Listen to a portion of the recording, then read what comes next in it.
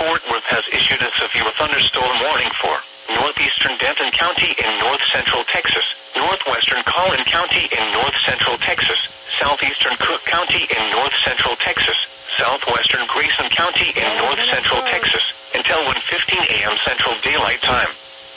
At 12:10 a.m. Central Daylight Time, a severe thunderstorm was located near Pilot Point, moving east at 40 miles per hour.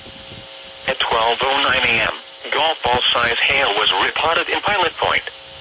Hazard, golf ball size hail and 65 miles per hour wind gusts. Source, radar indicated. Impact, people and animals outdoors will be injured. Expect hail damage to roofs, siding, windows, and vehicles. Expect wind damage to roofs, siding, and trees.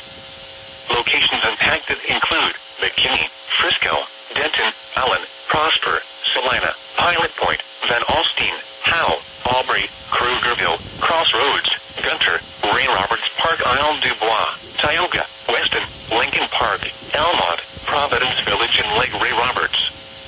For your protection, get inside a sturdy structure and stay away from windows.